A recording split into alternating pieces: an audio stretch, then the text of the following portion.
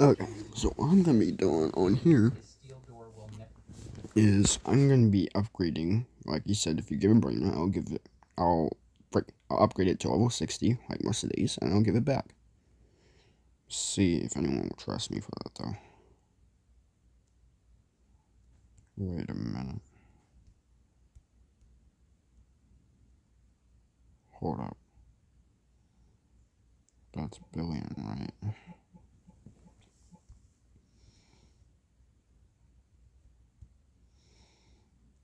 I'm actually being serious. I will return it.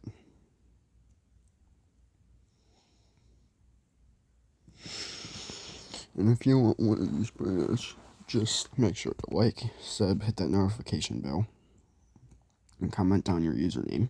I'll friend you, and I'll pass one of these things. Maybe even this, if I'm feeling, good enough for heart, or even, yeah. Alright.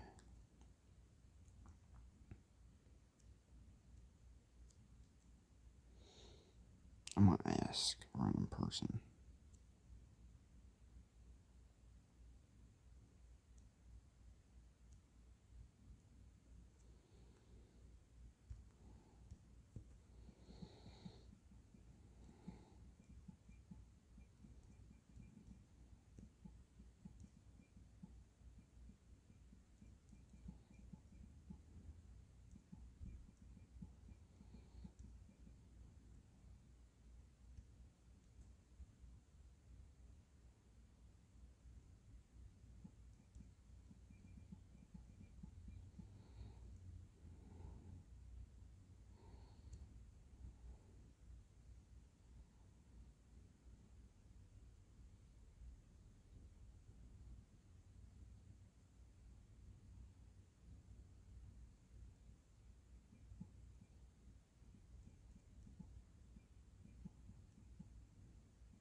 I swear on my mom.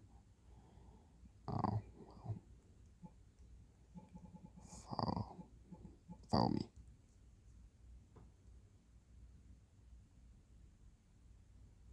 Alright, where's my base at? Yeah.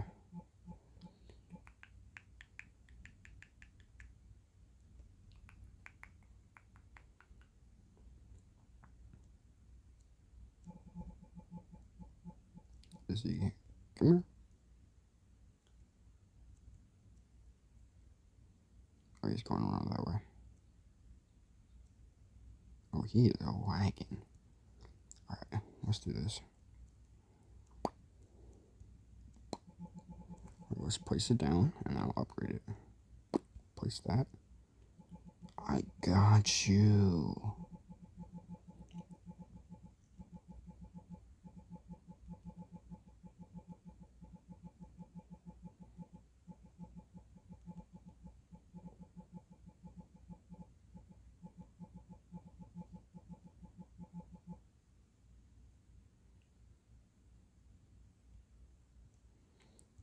Alright, let's jump off.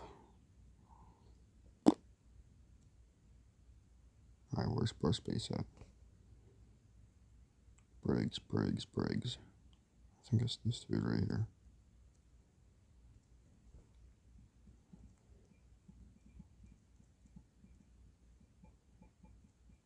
Was that his name? Hold up, let me look. Drig.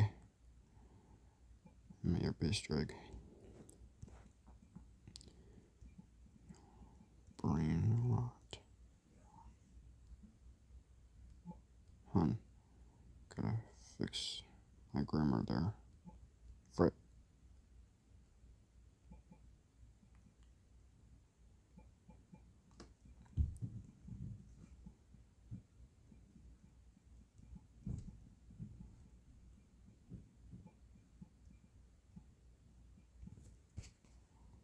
I got you, man.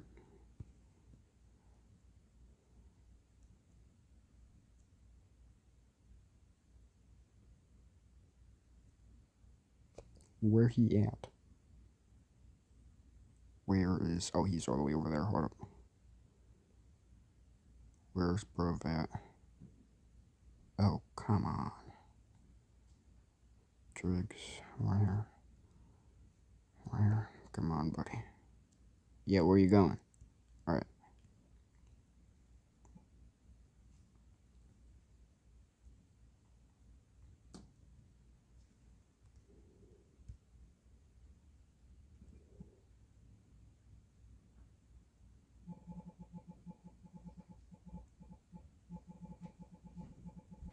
Yeah, we're not gonna.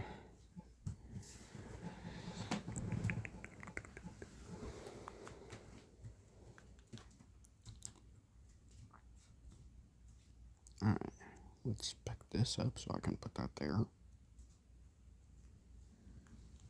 Alrighty.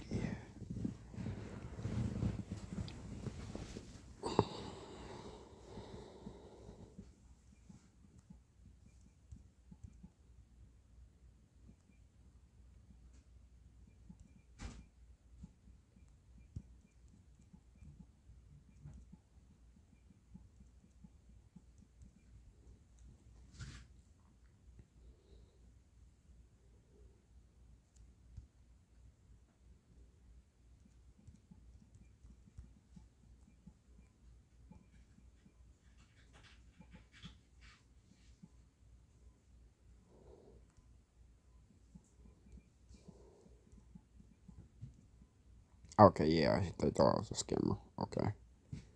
Never mind. That was my bad, so maybe, yeah.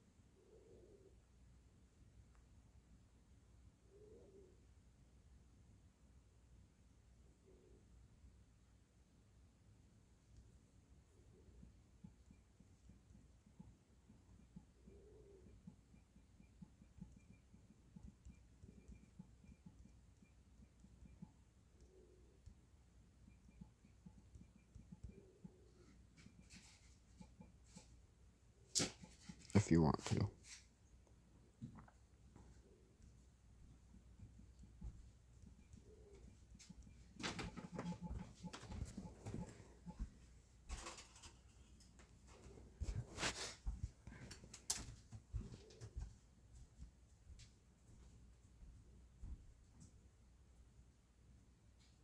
Uh,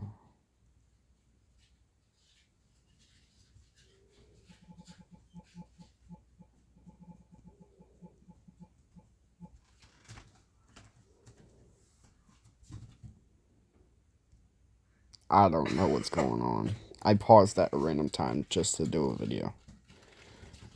Oh, that I was talking about my older sister because she was looking at the screen or something.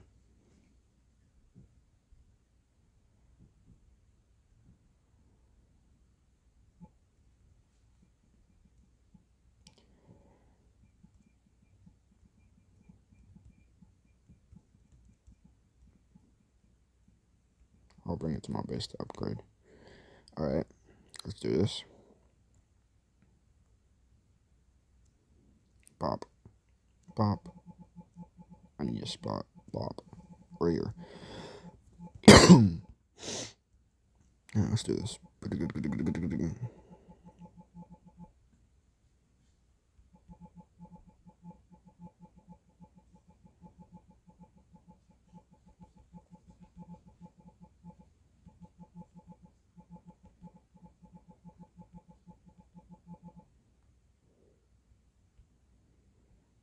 Alright, let's go give it to her.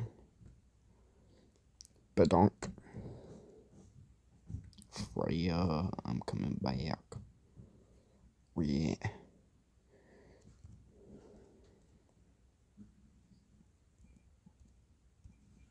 Level 148. There you go.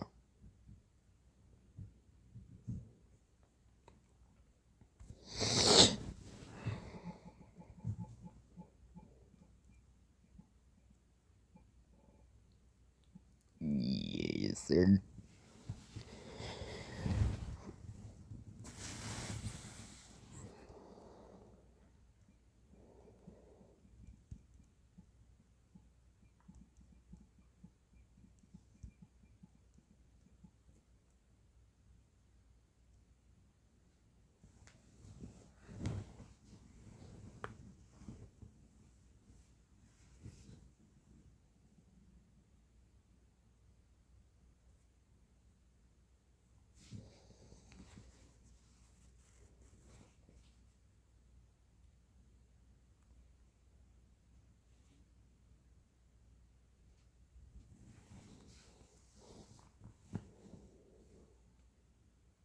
Bro is up in my face.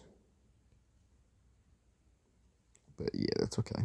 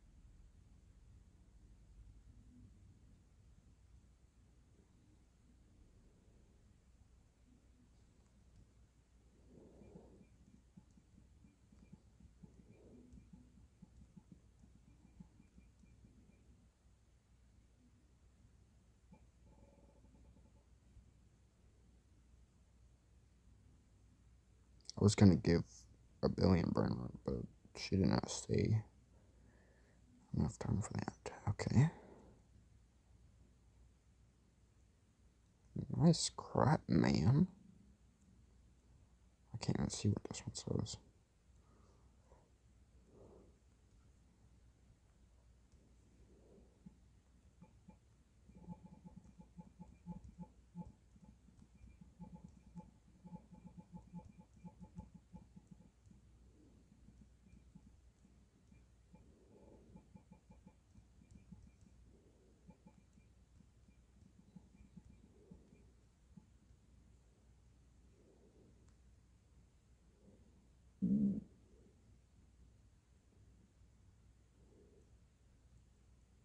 Oh no, I'm lagging bad.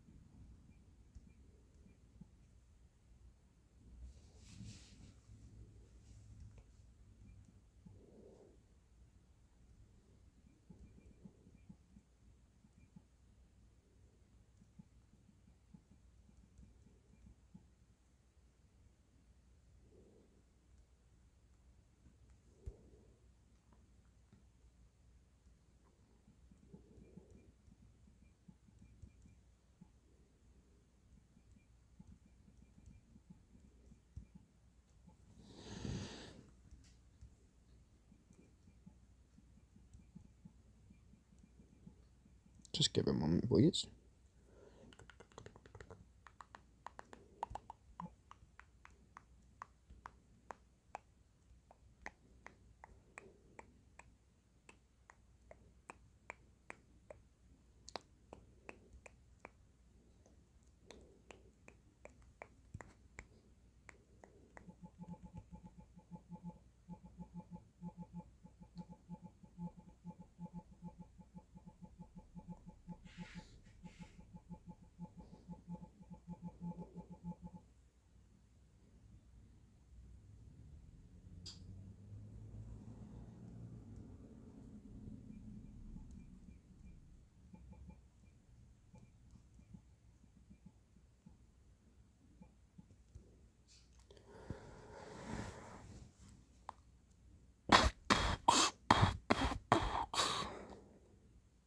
Wait, I forgot which person it was.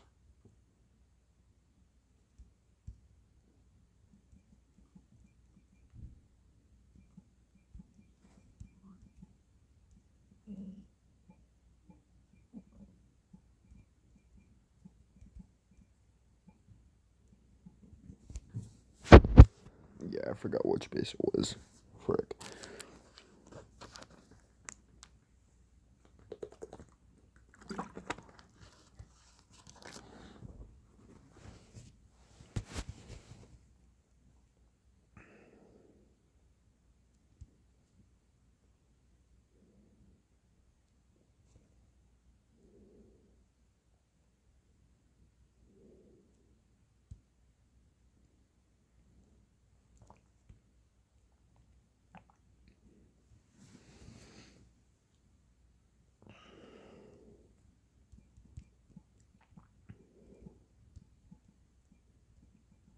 See, now it's camera.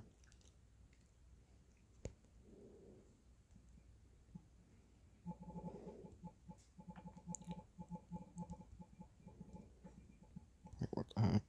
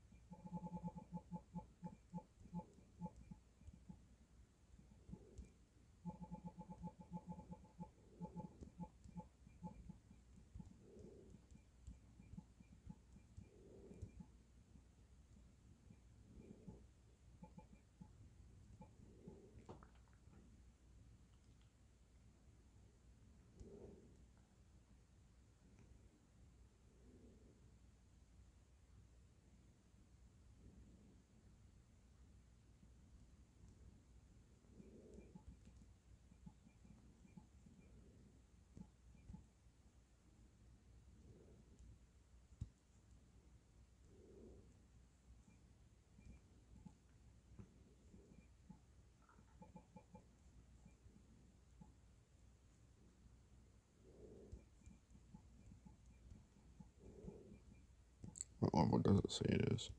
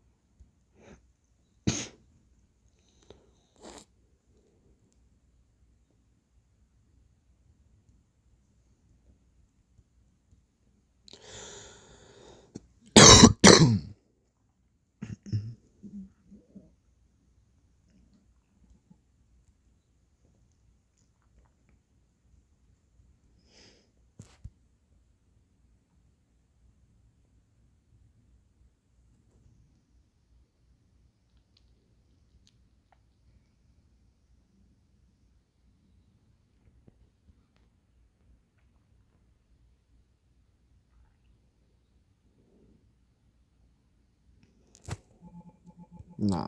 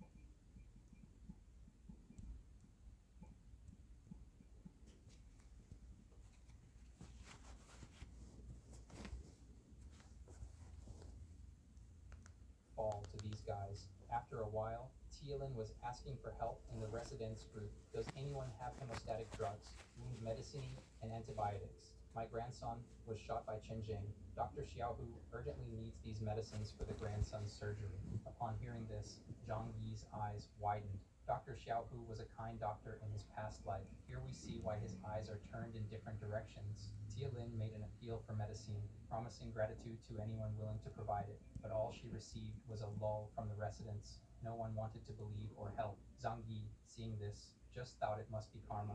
Outside, the snowstorm lasted for over a week, paralyzing practically everything with snow, covering the entire ground floor.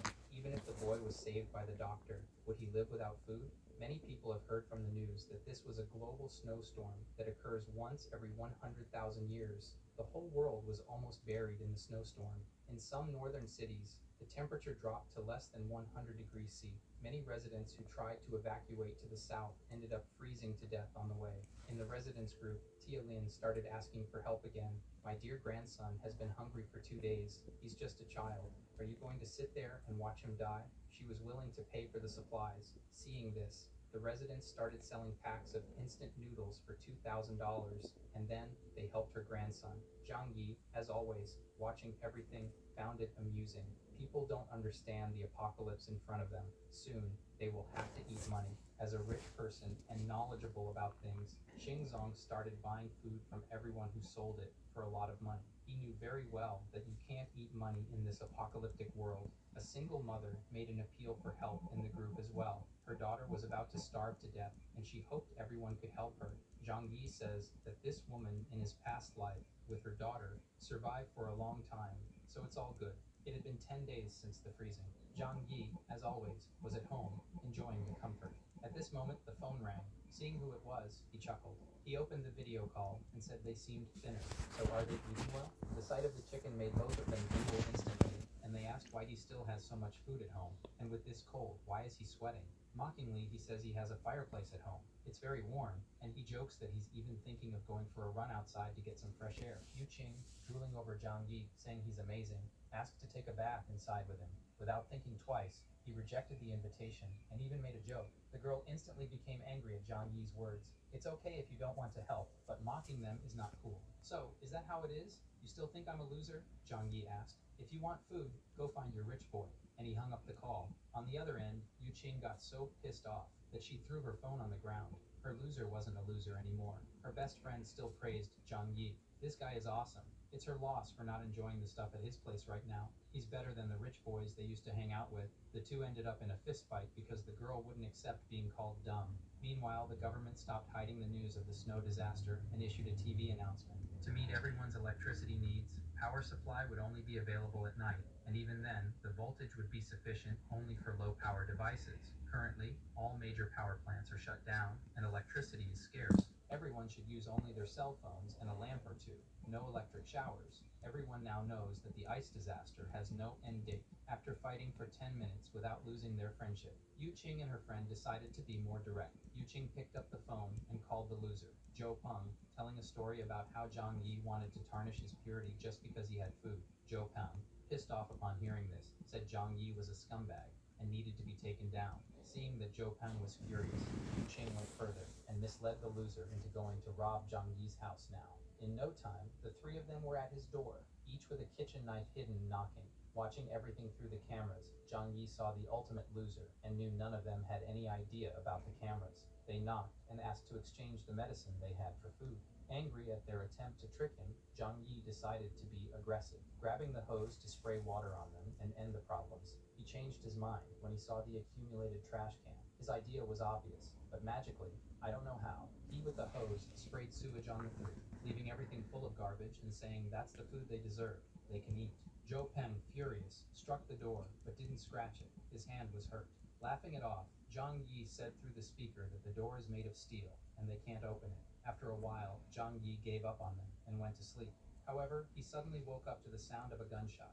Even though he knew that sooner or later the law of the jungle would be put into practice, the sudden shot still startled him. Checking the surveillance camera images on the tablet, he realized that Chen Zhang and his employees were going from house to house, stealing supplies. Many met the same fate he had in his past life during the apocalypse. He even sent photos of what he could do to the building groups and claimed that he now controlled all the buildings. Watching the situation through the surveillance cameras, a new group was formed, where several residents denounced Chen Zheng's actions in the chat, stating the need to go against him soon.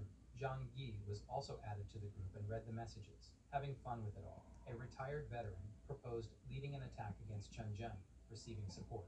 The veteran uncle suggested that they needed young volunteers to ensure security and weapons. A woman in the chat immediately sent an audio asking, Aunt Lynn stole from them the other day. Can we trust Uncle and give him weapons? This divided the residents into two groups, with half wanting to go after Chen Zheng and the others just not trusting Uncle. Watching the discussion in the group chat, eating something sometimes, and watching through the cameras as Chen Zheng stole more and more houses, Zhang Yi decided he should do something to take this guy down because anyone who goes against him will just end up taking a bullet to the head. That's not fair to everyone. The next morning, a resident who opposed helping the veteran go after Chen Zhang called for help in the residence group. Her door was being forced open, and she would be next. It didn't take long before she was dragged out, and what had to happen happened. Yu Qing and her friends, nervous, realized they needed a plan to be the next ones to be broken into. The girl's idea was to spread the news that Zhang Yi had a stockpile of supplies and gather everyone to join forces to take over his house. They added him to the new group so he would know,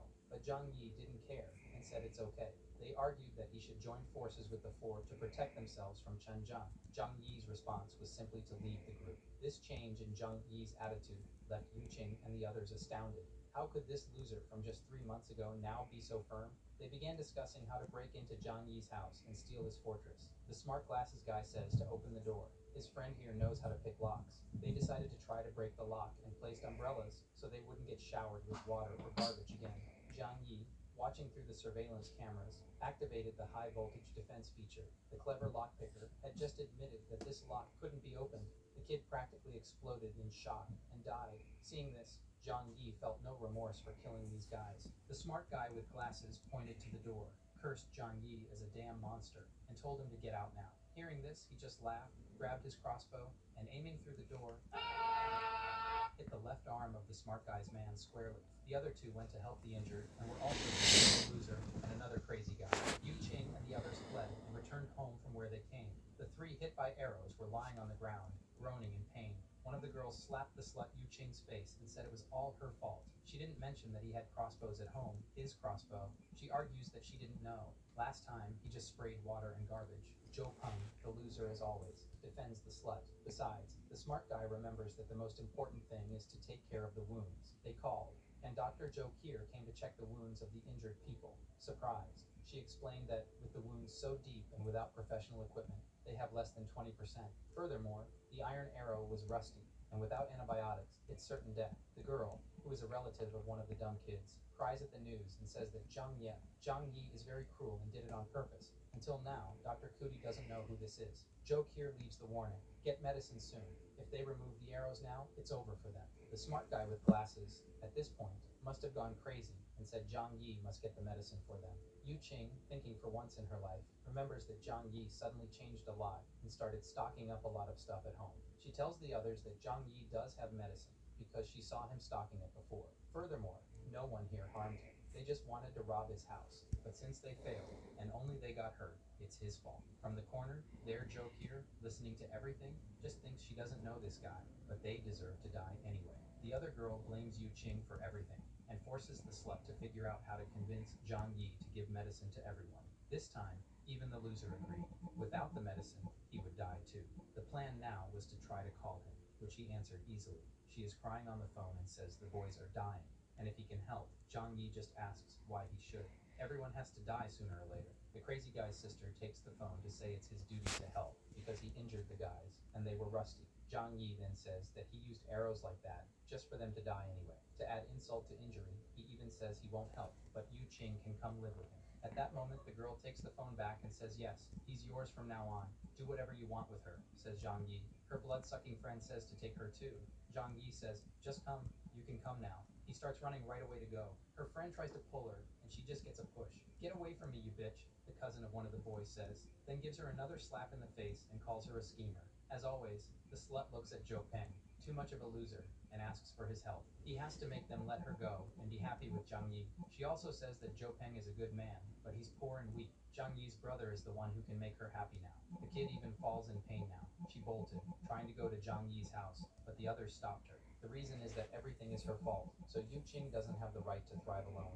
Dr. Zhou Kier reminds them again that without medicine, it's certain death and leaves. One of the injured kids, the smarty there, says they should go ahead with the plan to spread the word that Zhang Yi has plenty of food. The smart one says that when Chen Zhang and the others take Zhang Yi's house, they can get medicine. Yu Qing is against doing this to Zhang Yi's brother. The other girl makes it clear that if she opens her mouth, she'll lose her teeth now. Zhou Peng is against hitting the bitch, but says to her that this plan is the only choice. They posted in the building group the photos and videos that Zhang Yi sent. He really has a lot of food. Seeing the message, Chen Zheng drools and says, "That's perfect. I can get revenge for the leg." In the residence group, people asked Zhang Yi to distribute his supplies to everyone. Others asked for just one meal. Aunt Lin asked for food, and another mother in the group asked him to be her son's godfather. Seeing these requests, Zhang Yi sends an audio message to the group. I'm eating those listening. He really said he wouldn't feed animals and wouldn't help anyone anyway. Ignoring them all, Zhang Yi looks at the snow falling outside the window and thinks, staying home every day is boring. It would be nice to use the snowmobile store to take a ride around. Suddenly, the phone receives a message from Dr. Zhou Kier. She says her medicine and food ran out, and if he wants to negotiate. In her previous life, she died because she gave her last food to a mother with a hungry baby, and she starved to death. Zhang Yi remembers her as a good person, but says that the smarter the woman, the more dangerous she will be. Zhang Yi doesn't want to leave anything to chance and end up dying again. He replied, I can provide supplies, but you need to trade something for them. Seeing the message, Joe Kier says he can give her food for participating in a consultation with her. Look how cute she is, thinking she doesn't even know this guy. And now, Zhang Yi says instead he can provide medicine and food, but she needs to do him a favor. Zhang Yi needs her to be his spy and inform him of the residents' plans. The deal is that, accepting it or not, it's her choice to follow the crowd and die like everyone else or stand by his side. She wonders for a moment if this is right, but decides to accept. The first step is taken, guys. Our Zhang Yi has a lot of food, but lacks food, doesn't he? Then the smart guy with glasses sent a final threat. Zhang Yi, where are you? Last chance. Are you going to deliver the supplies or not? Seeing the message, Zhang Yi trolls in the group, saying that his food just ran out. The wounded smart guy threatens him, and soon, Chen Zhang makes a group without Zhang Yi, planning to join together to steal everything he has. Zhou Kier and Uncle Yu are in the group and decide to warn Zhang Yi about it. With that, Zhang Yi is sure that Dr. Zhou Kier was cooperating with him. Zhang Yi tells her that he has plans to defend himself, just don't be with the herd. It was 2:30 in the morning when a group of armed people marched home, shouting that they had to kill the selfish one. They hammered the door with all their might. Seeing this through the security cameras, Zhang Yi turned on the high voltage device. Those who were close were electrocuted and died. What a pity. The others were scared and wanted to flee. However, as soon as they turned around, they were blocked by Chen Zheng and his gang. He ordered them to continue breaking the door, or they would die. To motivate the residents, the smart one with glasses said that now they have to kill Zhang Yi to avenge the neighbors he just killed. Besides, inside there's a fireplace and plenty of food. Encouraged, the residents grabbed a wooden log and continued trying to break down the door. Zhang Yi, after some time drinking wine, decides to help them. He took out his sound system, played action music, and said that this was to motivate them. Listening to the music, and with more anger, 20 minutes later, the door was only scratched, and the guys were fainting from hunger and exhaustion. The residents, who didn't even know the door was made of steel, were puzzled. One of them goes there to inspect with a magnifying glass and says it's the same material as bank vaults. A door like this, not even a tank could knock down. Zhang Yi, on the other side of the door with his crossbow ready, only aimed well at the throat. The guy was agonizing there, and the other neighbors ran, shouting that he had weapons. Somehow, Zhang Yi hit the people who weren't even facing his door. The technology mysteries that, behind the door, Zhang Yi felt no guilt for it, just self-defense. The smarty with glasses who survived after falling down said he has a